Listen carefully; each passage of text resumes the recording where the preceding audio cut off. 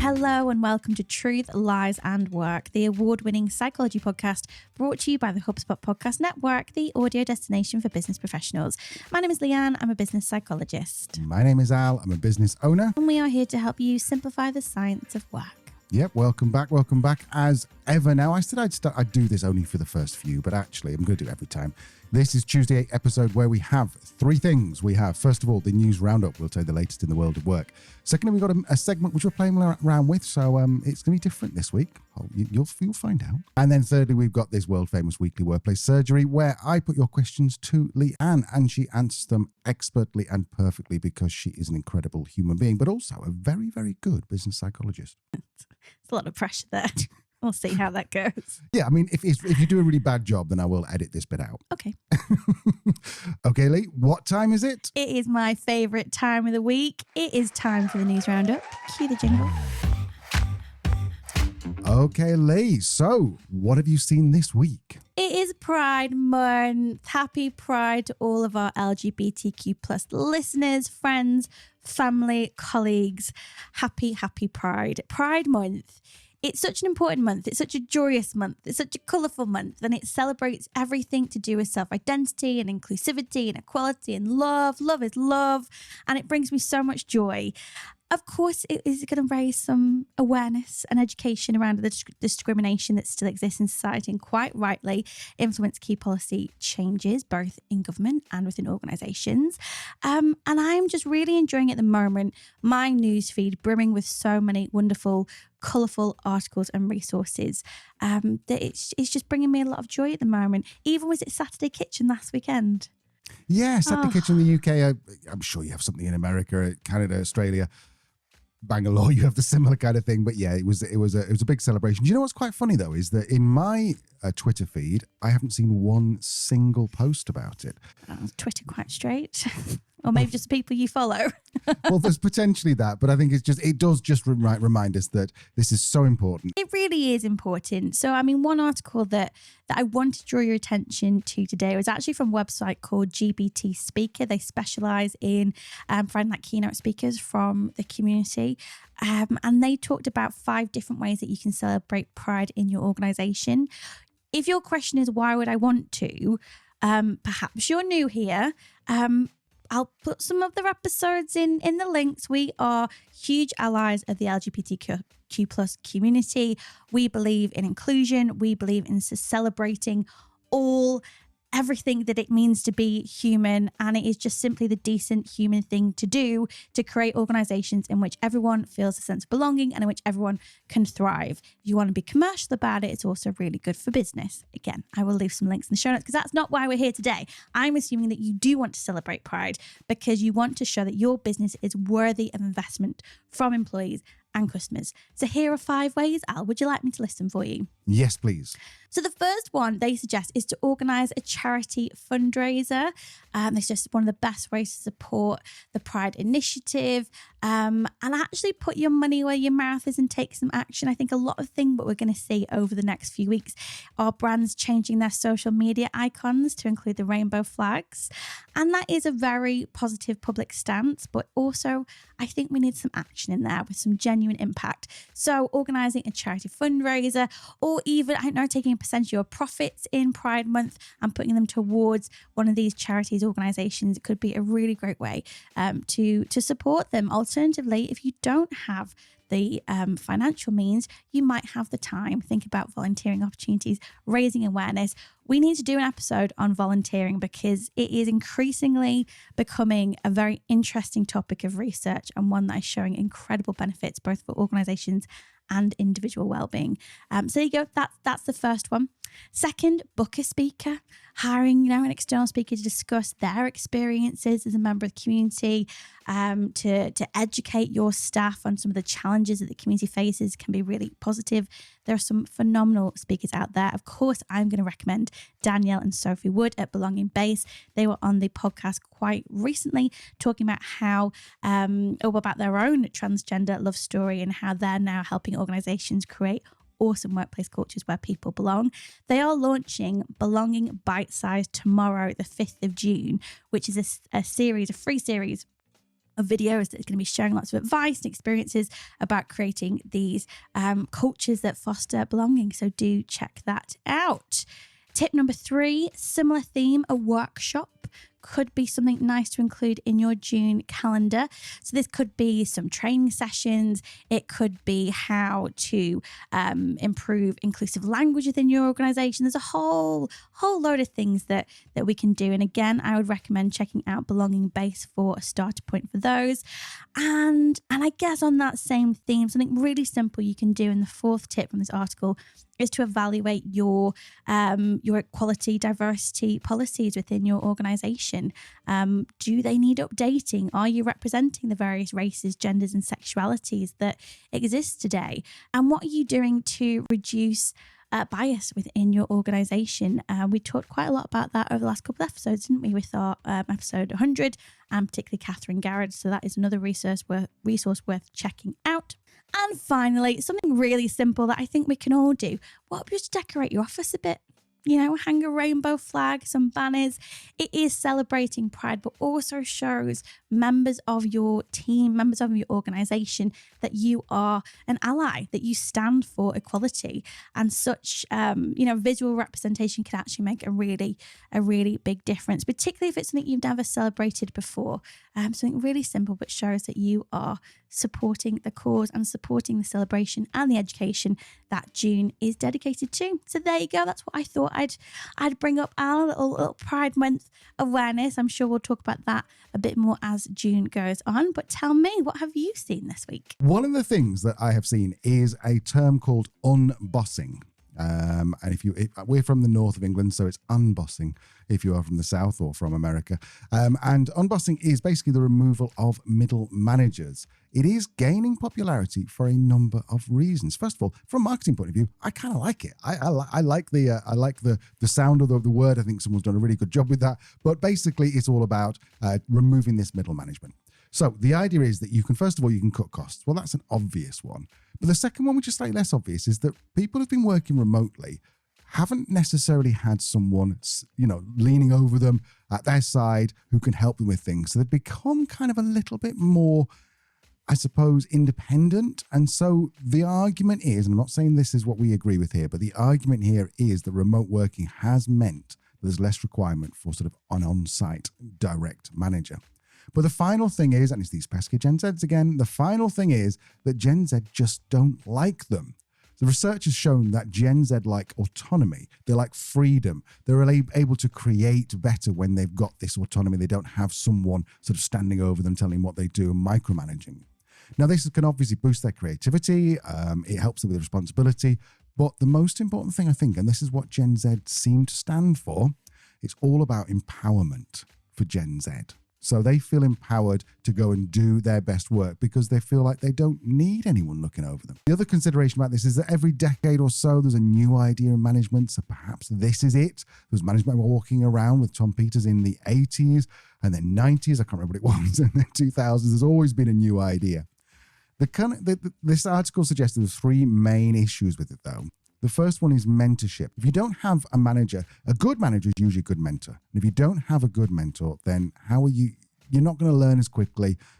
It's unlikely you'll learn as quickly. The second one is just general support. As Leanne's talked about before, when she was managing and she had an amazing boss, both of them, her boss supported her and then she supported the people underneath her. In fact, I think there was one manager beneath Leanne and then another one behind that. And the whole idea was that you're supporting. It's nice to know someone's got your back. But the biggest problem with this is the interaction across the generations. If you don't have someone, and traditionally a manager is the next generation up, I know there's arguments against that, but traditionally your manager is the next generation or generation above you. If you don't have someone like that, then you're not interacting with anyone from a previous generation apart from perhaps parents or friends of parents. And when you're 25, someone who's 40 seems ancient. So there is a potential issue that you've got this sort of echo chamber where you're just talking to other Gen Zs and therefore you believe something is true because everyone says it. It comes down to a similar theme we've seen with Gen Z as they're getting a bit more vocal, because these environments, and let's not forget, we give a lot of credit to Gen Z, and I think we just actually give credit to youth, because it's the younger people with the fresh ideas that tend to want to disrupt and shake things up. But let's not take away from what are more than likely the Gen X and older millennials of our workforces that have created these environments where Gen Z feel that they can talk up, perhaps, or indeed maybe it's just the influence of social media. But I think what Gen Z is demanding is effective management. I don't think they're saying unbossing, I don't need a boss, I can do it on my own. I think they're saying, if you're not going to be an effective manager, I'm better off without you. And actually all the research shows that to be true. So I completely agree with your points. I think mentorship's a big issue. I think a sense of camaraderie and belonging is going to be lacking if we get rid of too many middle managers. I also think particularly in terms of well-being, stress could become a problem. We know that leaders can be quite good, or line managers can be good at filtering organizational noise and keeping things away from employees that are going to detract from the job they need to do. So I think there is definitely an element of throwing out the baby with bathwater. But I also think if time isn't up in the next 2 years around crappy management, and if time isn't up in terms of employees demanding better management, then I don't know what we're doing, and I don't know why we're here. And I mean us, Al, I mean you and I, because it's so overdue. So yeah, if this is another trend to again give us some vocabulary and bring the topic into the light, I'm cool with that. But the overall sentiment of kind of what my fear is, Al, and what my fear always is with these types of things, is a business owner is going to hear it and go, that's all I need to do. I just need to eliminate middle management, and that's what my people want, and that'll be better for them and their performance in their... Just want to jump in a second. I think just by saying I'm going to get rid of all middle management is like saying I've put a pride flag up in the window, therefore we're now inclusive. I think it's, do you know what? I think you're right, but I think it's more the cause and effect is lost in these things. Right. It's not a case of not having managers will improve the performance and well-being or autonomy of your workforce. It's probably that removing bad managers will improve those things. Actually, then implementing great managers or training your people to be great managers, you'll probably see the same impact, if not more, more than absolutely more over a period of time. So yeah, I think that's the only thing is I just think sometimes the what is executed very quickly in entrepreneurial organizations without thinking too much about the why. Cool. If you do want a masterclass in management, then go back to the episode with Dave Klein, who it's just a great episode. He's a fabulous manager, and he also has a course which you can join. I think there's a new cohort coming out. We're not getting paid to say that. Although Dave, maybe send us a check. Anyway, the link will be in the show notes. So Lee, lastly, what else have you been looking at this week? Yeah, I wanted to stay on the theme of joy after my first article on Pride. And I saw an article it's a British Psychological Society's Research Digest, which is that ironic? Digesting in such a long title. No, I'm not sure I really understand irony. But speaking of irony, kind of, can humour improve our mental health? What do you think? Yes, 100%. I think they always say laughter's the best medicine. I know if I'm feeling a bit glum, I'll go and watch some really dark humour by Jimmy Carr or someone like that.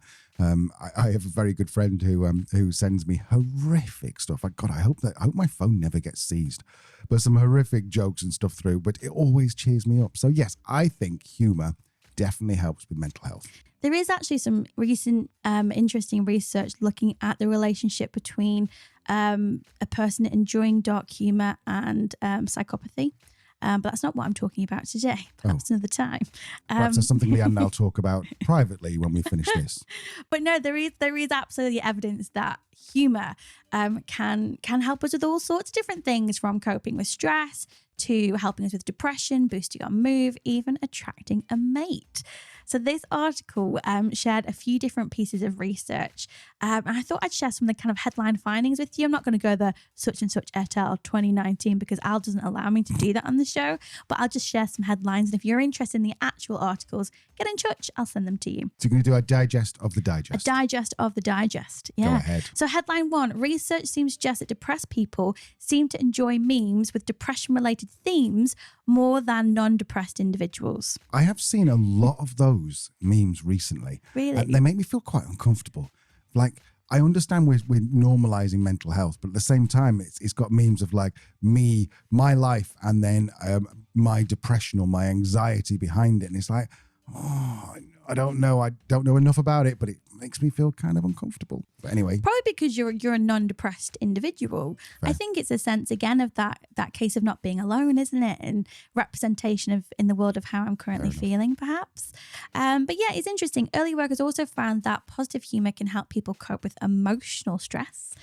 And the anxious people might have used funny memes more during the pandemic to cope. And a final headline, it was a US study of more than 1,600 science students found that 99% felt that when a class instructor used humor, this improved their learning experience. And many reported that classroom humor also reduced their stress, improved their relationship with their instructor, and helped them to remember what had been taught.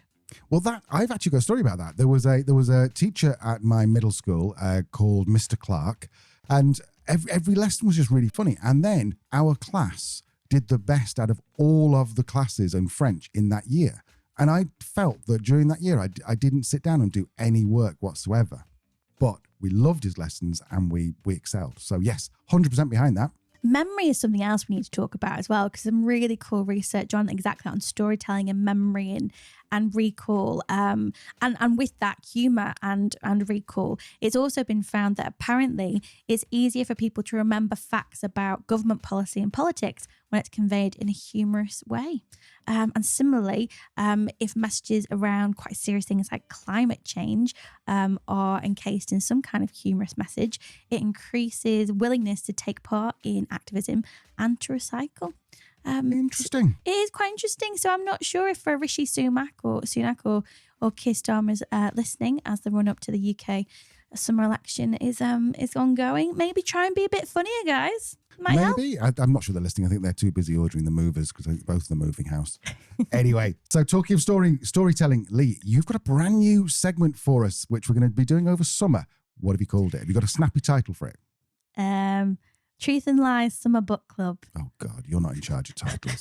Why did you ask me? That was awful. What do you want to call it? If I could think of something clever, I'll say it afterwards and I'll edit this back in. Anyway, so the Truth, Lies and Books. Truth, Lies, Words and Books. Words and work. Work and words. Well, we'll work on that. I don't know. I was just thinking that the summer seems to be coming. Obviously, it depends where you are in the world. We're in Bosnia in Central Europe, and summer feels like it just started today. We just had an uptick in temperature. The sun is shining.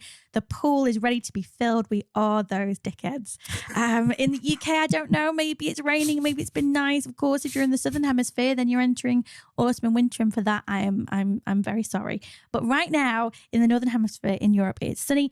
And it makes me want to go outside and pour myself a glass of cool white wine and pick up a great book. So I thought, what if we shared some of the books that we're currently reading and maybe check in every week? Maybe we share a book a week. I'll share one, you share one.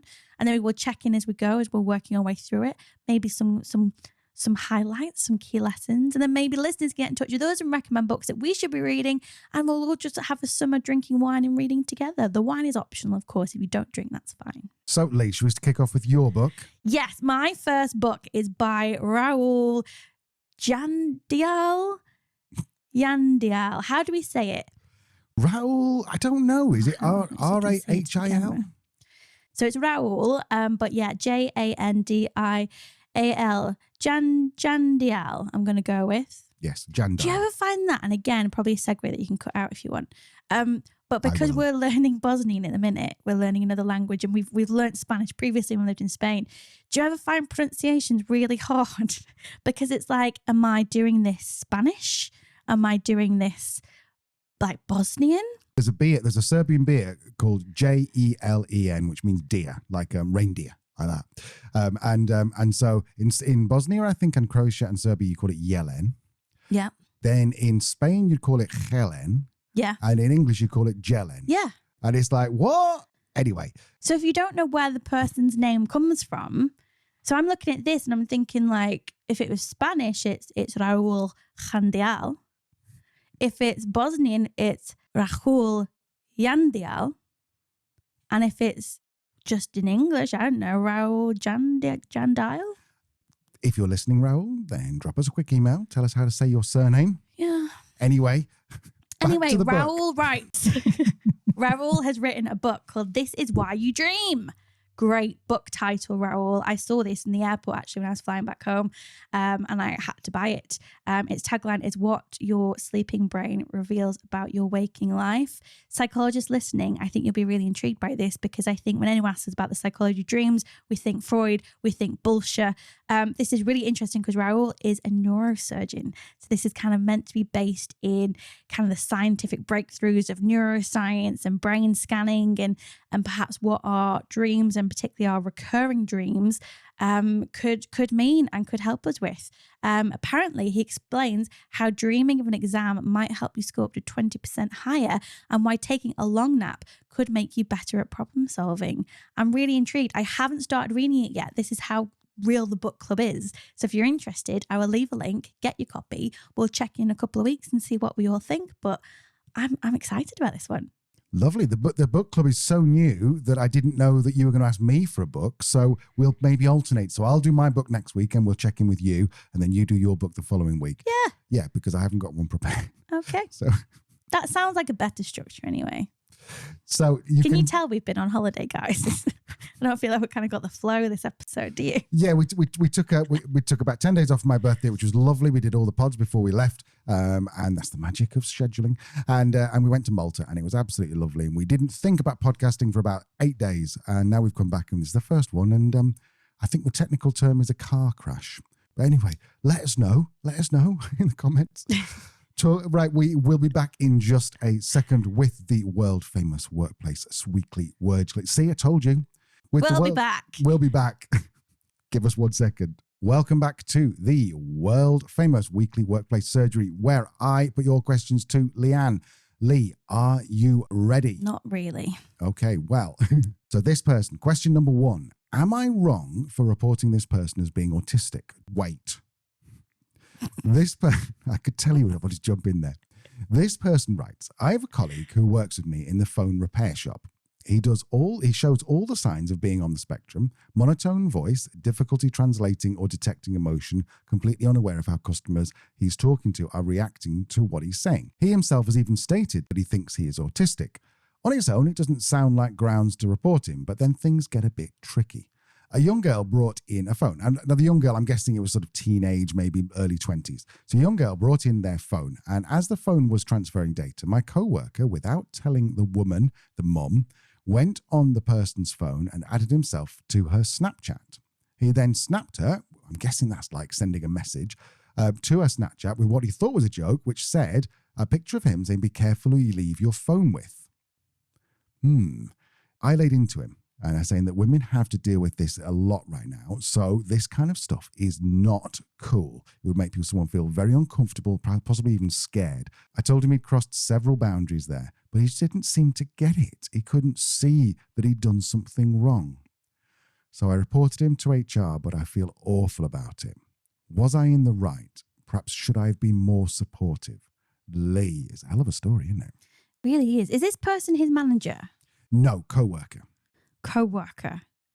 And he was there. I got a bit lost in the middle there. He was there when the kind of creepy thing with the Snapchat happened. Mum, daughter come in the shop. His co-worker did a snap of him. I don't know whether you do a snap, you take a snap. Sent it to her Snapchat after adding him on her phone while he had her phone in her hand. They walked out, all a bit creepy. Co-worker went, "That's not cool, dude." And then reported said person to HR. The key bit of information that is missing here is how that report to HR was made. If it was made with all of the rich detail you've given us in terms of your feelings that this person might be neurodiverse and might benefit from extra support and training, then it's probably a very positive thing that you did. I would always probably, before you report, I mean, you said you laid into the colleague. I understand, fair. It does sound a bit creepy, and yes, good for you for being an ally for women's rights. Equally, that's probably as well followed up by do you feel that you need some extra support? You've mentioned you think you're neurodiverse. You've mentioned you think you have autism. Is there something that you'd benefit from exploring further and perhaps seeking a diagnosis and then exploring coping mechanisms, and also how, as colleagues and managers, we can support you better in this environment. And then, you'd want then that person to go to HR. So I don't think you should feel awful. I think if you haven't had that conversation with HR that actually it's coming from a place of this person requires more support, you might want to follow that up with a conversation.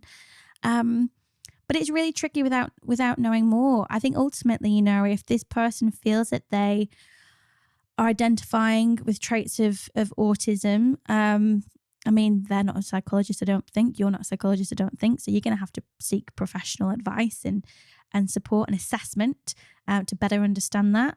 And that's the missing piece of information there, really. If this person is neurodiverse, then their behavior takes a very different lens than if it actually went through the assessments and they're not neurodiverse. That then becomes a very different conversation and then maybe quite rightly reporting that behavior to HR.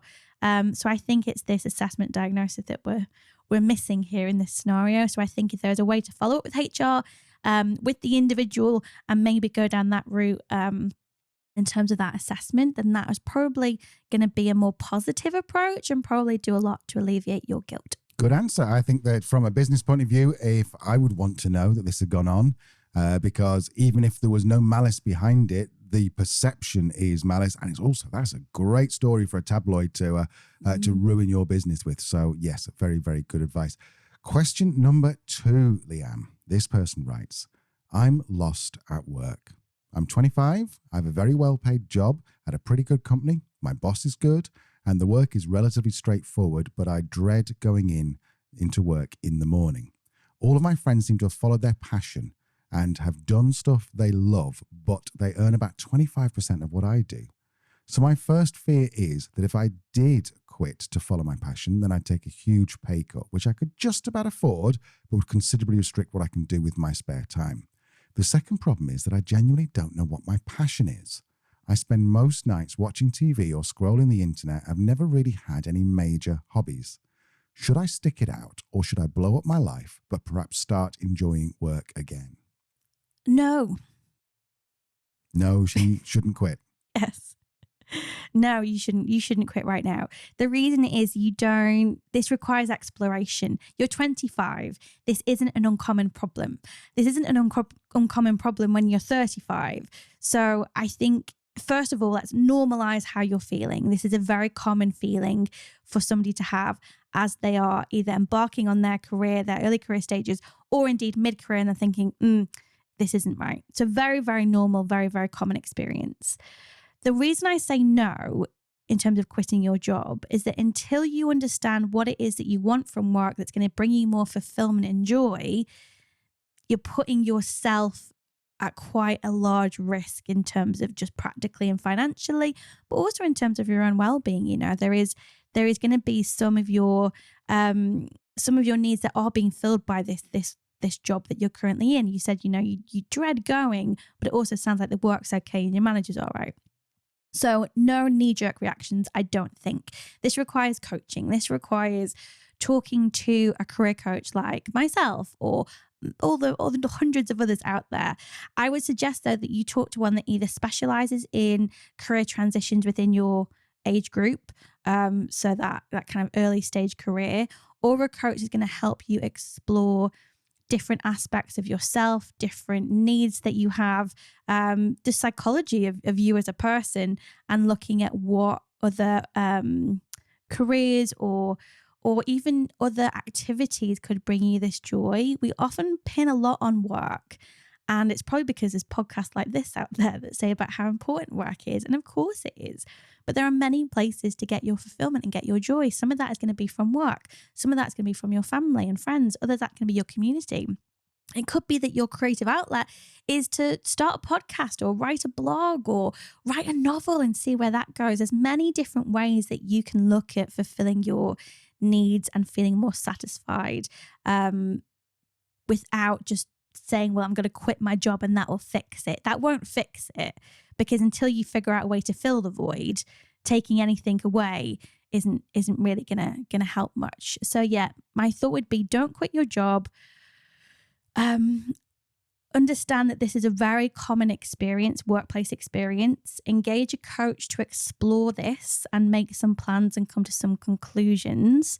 And finally, try not to, and bring this up with your coach as well, that it's something you're struggling with, but try not to compare yourself to other people in your friendship group. We're very good at projecting what we think people will see as success, particularly in our early career, in our 20s. There's lots of masking that goes on. There's lots of projection that goes on. There's lots of, suck it up, this will be okay because I am only 20 and right now that money is important because I want to buy a house by the time I'm 35. So I'd take your friends with a pinch of salt, or indeed as a source of inspiration. How did they find their passion? Ask them how they found the thing that they love and the pros and cons of that. Exploration and discussion is needed right now. No sudden decisions, I don't think. 100% agree. 25 does, 25 is like the new 45, I think. You see some people on TikTok who are standing next to expensive cars, jewelry, and going, yeah, I've made $1 million and I'm 19. And it's like, shut up, man. Just cut it out. Yeah, I'm almost 40 and I'm looking at these kids going, how? You're 20. Good for you. But it's an exception. It's not typical. It is. And so there's a song which by Baz Luhrmann, yes, the film director, called Sunscreen, which came out, oh dear, before you were born. But search on Spotify for it. And one of the lines in there is some of the most interesting people I know at 55 still don't know what they want to be when they grow up. I've totally paraphrased that and messed that up. But go and listen to the song. The whole point is you're 25. This next 10 years is about finding out what you want to do with the next 10 years. It's possibly going to be what you're going to do for the rest of your life, but don't make these big decisions and don't be fooled that your friends have followed their passion and they are very happy, because they are only potentially 4 to 8 years into their career. If they love making pizzas and they've built a pizza van and they're out doing that, ask them again in 10 years' time whether they still are as passionate about pizza when they have to do it 7 days a week and have done it for like 15 years. So the grass is always, Leanne always says, the grass always seems greener. It's not necessarily. And just find something. If you don't know what your passion is, don't worry about it. You've got probably you're 25. You've probably got 75 more years of healthy life to find out what you're going to love. So chill out, enjoy your life, try lots of different things. And I think as well, this idea of kind of having, rather than seeing one source of fulfillment, like see it as lots of little different streams that are going to trickling in and they're filling up your glass. Because the danger as well is if one day one of those goes away, and work is a good example, if you get laid off, your glass is empty all of a sudden. So we want to spread out our risk and we want to spread out our sources of fulfillment. Lots of different ways to do that. 2 exercises that come to mind, and just Google them. The Wheel of Life is quite a good way of kind of assessing different aspects of your life and how satisfied you are with them. And will just help you start to enter this way of thinking, this perception in terms of holistic life and all the different things that can contribute to your happiness and your fulfillment. And as always, Dr. Audrey Tang, Vitals. Again, Google it, buy her book, Leader's Guide to Resilience. It's not just for leaders, it's just for people who wanna be pretty good functional humans, really. But yeah, or get in touch. I've got some resources I can send you as well. Lee, are you ready for question number 3? Yeah. It's relatively long, but I think there's a short answer to it. Okay, so here's the background. I've been at the same company for 14 years, moved up to a leadership position about 5 years ago. Now, recently, the senior leadership team have changed, and he goes on to say, sorry, I'm saying it's a he. Actually, they go on to say, I'm so sorry. They go on to say it was actually the CFO that moved into the CEO role. And since then, almost all of the people above me have been let go. Additionally, one of the people on the same level as me is on a PIP, and I'm going to ask you what that is in a second. And even though I don't think they really did anything wrong, I'm genuinely scared that I am next. So, are there any signs that a PIP is on its way to me? Can I look out for it? Can managers use PIPs to get rid of people rather than redundancy? Is it even legal? I'm in the UK, by the way.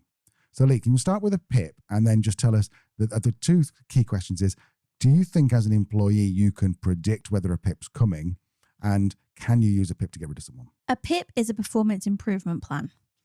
So it's the action plan that's developed as part of a performance management process developed with the intention to help you improve and stabilize your performance again to then a point of growth, not as a dark side way of managing you out of the business. But of course, it depends on the organization. There are going to be managers that will use performance improvement plans or PIPs as an alternative means to redundancy because they don't want to pay a severance package. So I guess you don't necessarily know. It might be worth talking to that colleague who is currently on a performance improvement plan and seeing how their experience is of it. Regardless, I think one of the challenging things that you're in is that the organization you're in has gone through a fundamental change in its culture. And that change has been driven by a very financially minded leader now being in the top spot, that CFO. They are much more transactional. They're much more bottom line focused. So it's not a surprise that all these cost cutting initiatives have happened. Equally, it might have been necessary for the viability and financial health of the organization. Often we see CFOs promoted into a CEO position when this tough stance is needed to ensure the ongoing future of the business. I think it's a case of you're in your threat state right now and you're looking around and everything seems uncertain, ambiguous, and a threat. That's natural. That's a normal psychological reaction to this ambiguity. The question I would ask is probably, what do you want? There's enough red flags. Your organization has appointed a CFO into the CEO role who has then subsequently made a lot of cost savings. That to me suggests that the organization is in a bit of financial trouble and therefore there's always going to be a risk of redundancy. In terms of performance improvement plan, I don't know. It sounds like actually the people above you, did we know that, Al? The people above them were got rid of because of the PIP or otherwise? It just says that they were got rid of. Okay, so if we assume that it wasn't a PIP, then maybe they were regular redundancies. It might give a bit of credibility to the performance improvement plan that your colleague is on. If all the people above you got rid of because of a PIP, then that tells you the answer. PIP's on its way. I think in this case, the organization you're in is unstable and it's going through a significant change. If you don't have that relationship with your manager or indeed the new CEO to have that conversation about how safe your position is, and shame on them, by the way, they should have these conversations. PIPs should never be a surprise. Good managers will never throw a performance improvement plan on you. You'll know it's coming for months ahead because they'll be having those conversations to facilitate your improve your performance before a performance improvement plan is necessary. But that's best practice. And it sounds like the organization you're in isn't there. I think it's a case of really deciding what you want. There's plenty of red flags. I'm not sure you need to wait for another one. I think at this point, I would be having those conversations, dusting off my CV, updating my LinkedIn and starting to think about where I might want to move to if I do have that, if you do get made redundant, if you do have a PIP sprung on you, or indeed just decide that you want to be in a more stable environment. I think that the time is volatile, so be prepared. Doesn't sound like it's going to be the place that you'll be in 20 years' time unless something significant changes. So, like Leanne says, just be a little bit more proactive, and that's all really, really good advice. And now we know what a PIP is. For me, being old, PIPs was when you used to run out of credit on the payphone. You just go pip, pip, pip, pip, pip, pip, and you knew you'd only got 5 seconds left. So there you go. That's my. This is why I don't get involved in the questions. Okay, so that is, I think, a wrap for today, Lee. Cool. Anything else you want to say? No. Brilliant. Well, join us on Thursday when we've got the amazing Jonathan Bennett, and he's talking about the lonely leader, and he goes through the 3 biggest challenges of leading a growing organization. This guy is just such a lovely guy. You're going to really enjoy that. So join us on Thursday. If you're not subscribed, click subscribe, because it's going to help other people find the pod, but also it's every single subscribe. Every time you subscribe, a fairy gets its wings. There you go. See you next week. Bye. Bye-bye.